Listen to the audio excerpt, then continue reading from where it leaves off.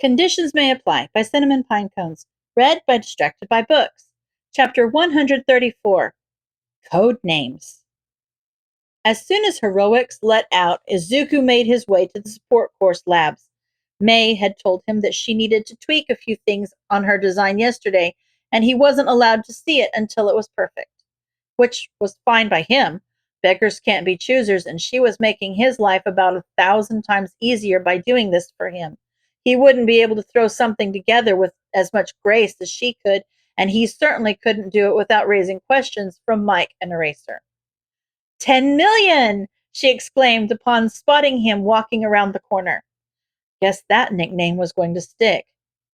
He didn't really mind. He'd been called worse. Hi, May, he greeted politely. You're just in time. My babies are complete. I made the same hardware in 2 different casings because I wasn't sure which would be better. I've got a pin and a pen. They're both equipped with audio and video recording capabilities, and they're linked to a cloud, so there's plenty of storage. They hook up to this watch. She grabbed his wrist and fastened a nondescript smartwatch to it. You can play back video and audio on this, which will connect to any Bluetooth headset. It's got speakers, but they're kind of crappy.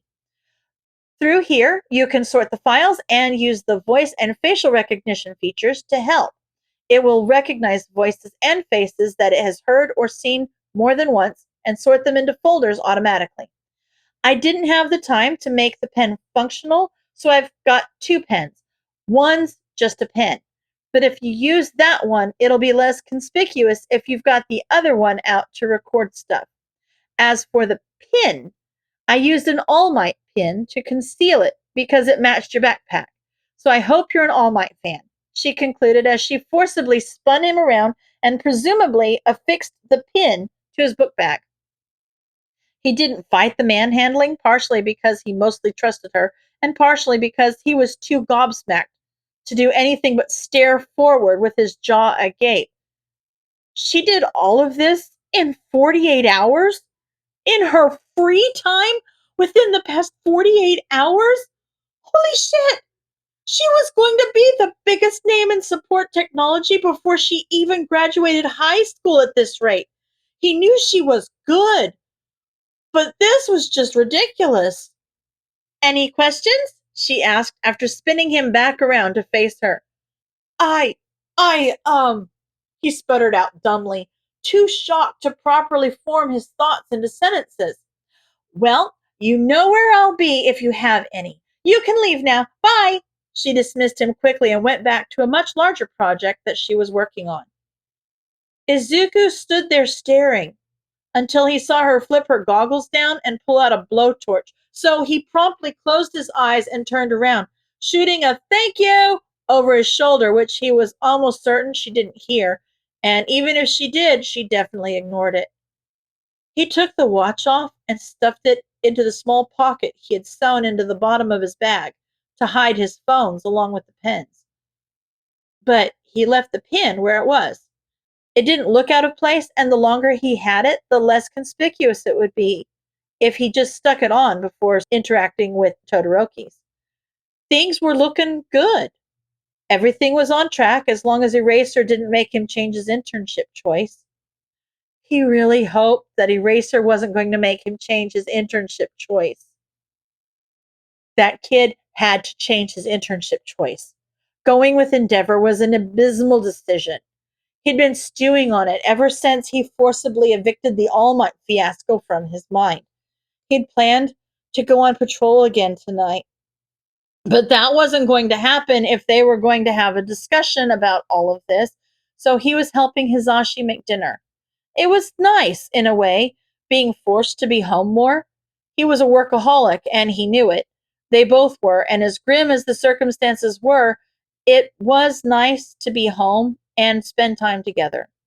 He could count on one hand the number of times they had made a meal together in the last 3 months, and that number had increased tenfold in the last 2 weeks. It was a silver lining, he supposed. He usually wasn't the greatest at finding those, so he did his best to hold this one close to his chest. They moved around one another quietly while Hizashi hummed along with the radio. It was soothing in a way that made him a little disappointed when they finally finished cooking and set the table. He knew what conversation was coming next, and he didn't expect it to be relaxing in any capacity.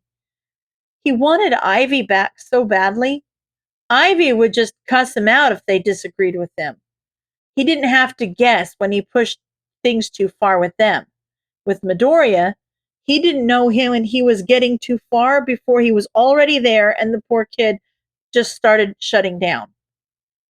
Dinner was passing with little fanfare. Hizashi tried to get a conversation going about how everyone's day went, but there was so much overlap between the three of them that it just seemed repetitive. It had been a long time since he felt so awkward in a social interaction, and it left a bitter taste in his mouth, knowing that it was with two of the people he was closer to than most anyone else in the world. He sucked it up and did his best to not let the thought sour his tone when he spoke. We wanted to talk with you about your internship. Shota started. If he was reading the way Midoriya looked up at him and then back down at his plate correctly, then he's pretty sure the kid saw this conversation coming. Why did you choose Endeavor? I know your opinions on him, and they're less than favorable. He trailed off and waited for the kid to fill in the blanks. He's, he's the highest ranked offer I got. Midoriya peeped out. We both know you're far too intelligent to be making decisions based on an arbitrary and outdated ranking system. You've said so yourself, he pressed. The kid started worrying the knuckles on his offhand, a nervous tick.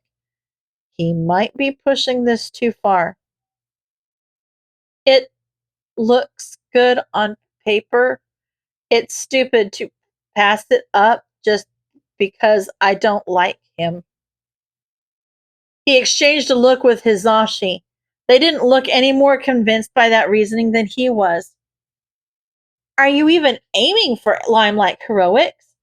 You haven't spoken highly of it in the past, which is fine. So why change your tune now? Hizashi spoke up. Don't know. I just figured it's better to keep my options open. I might not get this opportunity again, so I should take it while I've got it, right?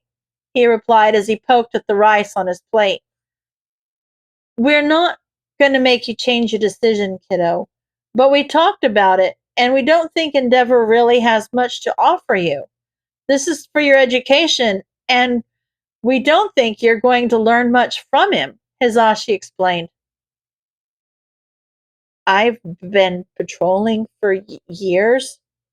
I don't need the same kinds of experiences that the rest of the class needs, he argued quietly.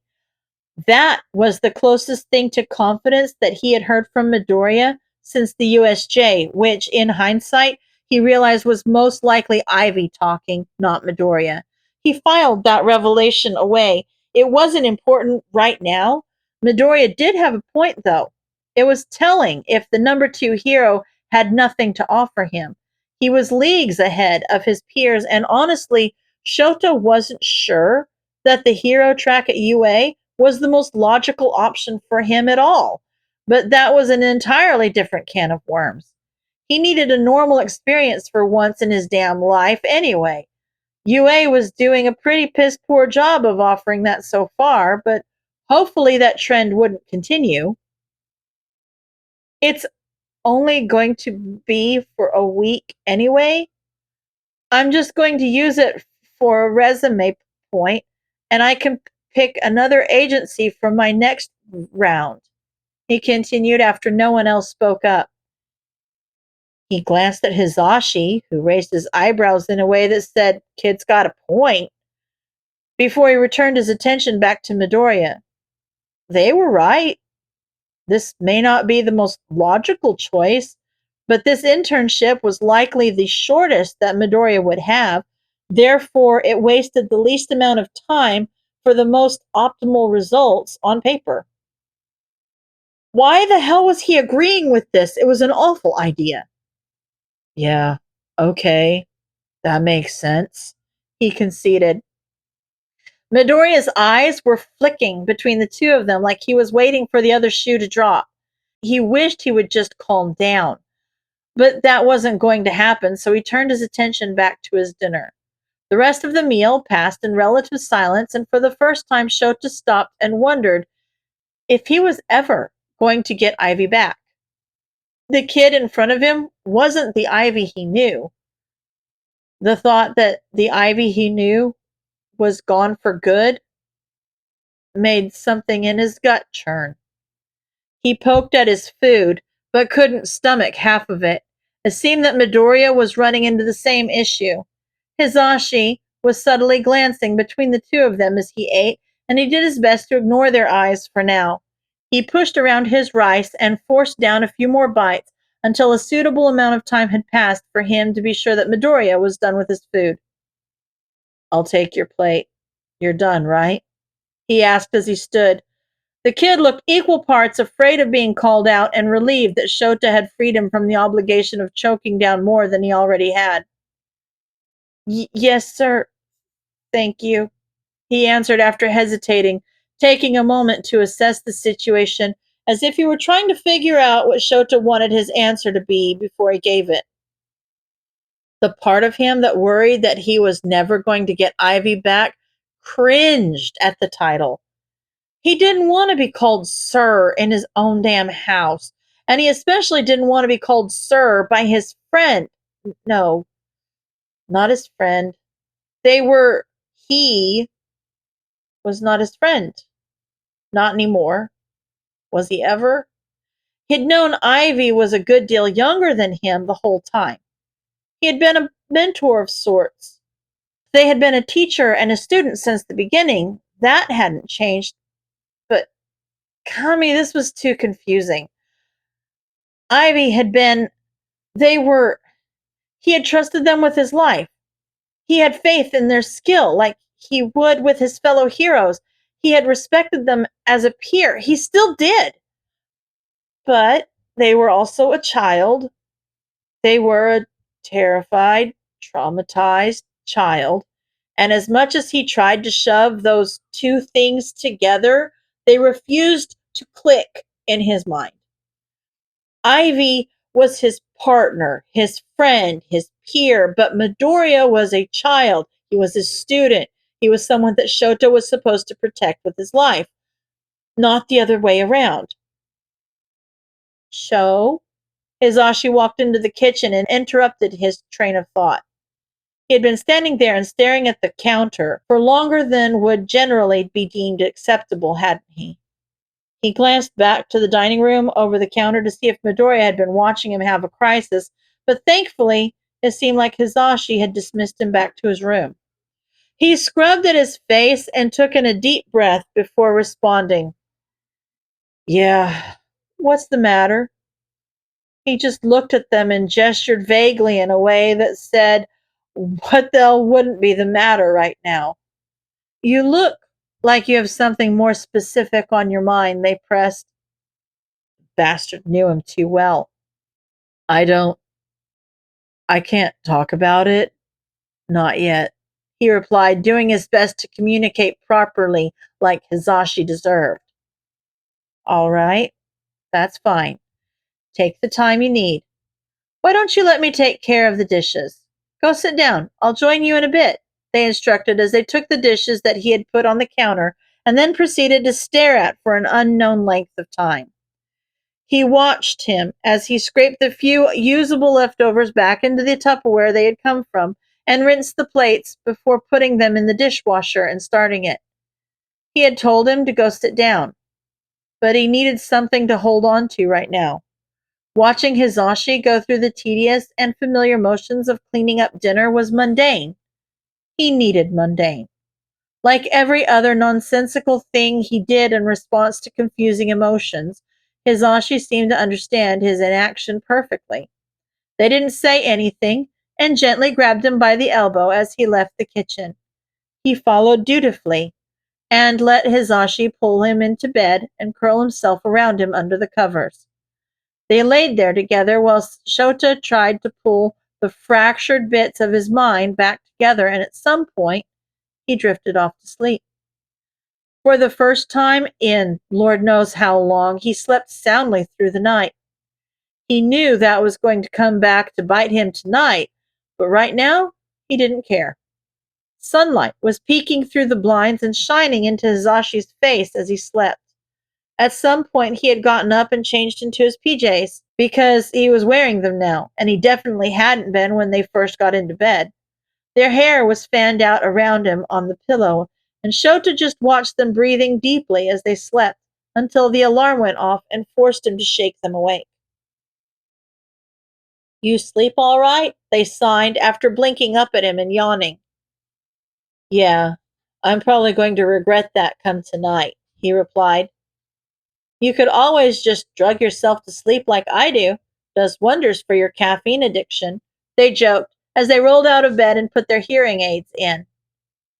"You say that like you're putting yourself under every night. It's melatonin, not hard drugs." "Semantics. Get dressed. We've got stuff to do." He watched them walk to the bathroom until the door shutting blocked his line of sight. He rolled over and took a moment for himself before he forced his body upright. Hopefully today went smoothly. The kids were due to pick their code names this afternoon, and he would be lying if he said he wasn't curious about what Midoriya had settled on. Nemuri was making her way down the hallways headed towards Class 1A, and she was looking forward to it more than she usually would. She felt like she hadn't seen Sho or Zashi in ages, which was criminal considering that they all worked together. Even still, for the past few weeks, it was like their paths never crossed. They were only around for lunch half the time, and when they were, they looked too beat to even try and start a conversation with. So she was looking forward to today. She was going to be working with Class 1A to iron out their hero names, and Shota was going to be there too. He usually just passed out in the corner, but she was hoping she would be able to get a word in with him while the youngins brainstormed. They had been dead tired, and from what she had heard, they had been calling out on patrol shifts as well. Or at least Hizashi was. He hadn't been out once in nearly 2 weeks. The tabloids didn't have the hottest gossip on Shota, but something was going on with both of them. They had been leaving school before she even got back to the teacher's lounge after her last class. Granted, she didn't exactly rush there. She took her time gathering her things and chatting with students, but they had always stayed at least an hour after classes before. There was too much going on at the same time, and she had too little information on the matter for her liking. She could hear him addressing his class on the other side of the door, so she wasted no time butting her head in. "What you pick today could be your code name for life. You better be careful or you'll be stuck with something utterly indecent," she cooed at the group. "Midnight is going to have final approval over your names. It's not my forte," Shota introduced after her timely interruption. He went to slink away, as she had expected, but she suddenly grabbed him by one of his shirt sleeves before he got too far. "Your hero name should reflect who you are. It should embody how you want to be seen by the world. I will be giving you 10 minutes before we start sharing with the class, so make it count." She finished her spiel before turning to Shota and lowering her voice. "Eraser? A word?" she asked and jerked her head in the direction of the door. Thankfully, he followed with minimal grumbling. "What is going on with you two?" she asked with no preamble the second the door shut. Shota would know what she was talking about. He sighed like he had expected that question. "A lot, Nem. I can't get into it," he replied, scrubbing his eyes with his thumb and forefinger. "Can't or won't? Is it a case?" she pressed. He looked at her with those tired eyes for a while, as if he was waiting to see if she dropped it, but she held firm. "It's a personal matter and a case. As I said, it's a lot. We've got it under control," he stated calmly, as if that explained anything. "Personal and a case. As in you were the victims, or you're on the case and personally involved somehow? The latter, he replied. That sounds like a conflict of interest, she pushed. It is, but there's nothing else for it. I can't tell you most of it, and what I can tell you, I won't, because it's a sensitive issue. If we need your help, you will be the first to know. I will tell you eventually, but I don't imagine that it will be anytime soon. That that didn't help her concern at all. That made it much worse, actually.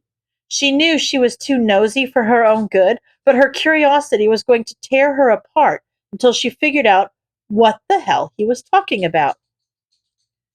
For once in your life, don't press. You're not going to like what you find if you do. Hizashi and I are fine, and the case is just a matter of wrapping things up after an incident. No one's in danger anymore, so just drop it, he added with a look in his eye that said he was begging her to listen. She wished she could just listen. She trusted that Shota knew best here, but she couldn't help the way her mind went in a million different directions, trying to figure out what could have possibly happened. I can see you trying to figure it out. Don't bother. The amount of mental gymnastics you'd need to come to the correct conclusion isn't going to happen. He interrupted her thoughts before they even left the runway, turned on his heel, and re-entered the classroom without another word. He made no move to hide the fact that he had pulled his phone out, likely sending a message off to Zashi, telling him not to let her nag. Damn it. She should have gone for the weakest link first. Hizashi was far more likely to blab than Shota was. This was incredibly frustrating. He knew her too well. What the hell could have both of them in such a state? A personal case. Was it something to do with one of their families? As far as she knew, Shota hadn't spoken to his folks since he graduated high school, and Hizashi's family was doing fine, if their socials were anything to go by. But they would hardly post about tragedy befalling them, would they? It kind of harshed the mood, and if it was still an open case, they might not be allowed to, even if they wanted. Maybe she should poke around there. That's about all she could do right now anyway. She doubted they would have talked to Tensei and not her, but she could ask him too.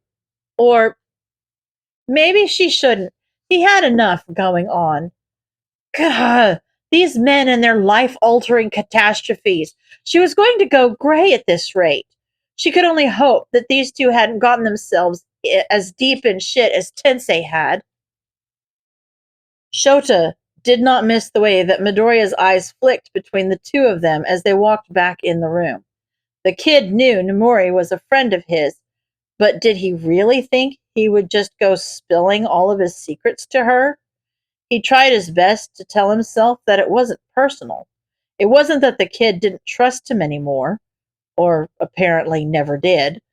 No, he was just afraid of everything and everyone. Just because Shota was included in everything and everyone didn't mean anything. Time. Just give it time, Shota. He'll bounce back. He only half listened as the class went through their choices and were subsequently sent back to the drawing board. Tenya and Todoroki picking their own names was concerning. Most kids that passed through the hero course had been workshopping names for themselves since they could talk. Tenya, especially, was never one to be unprepared, so why didn't they have anything to offer? That was something he would have to look into when he had more than a scant few minutes of free time a day.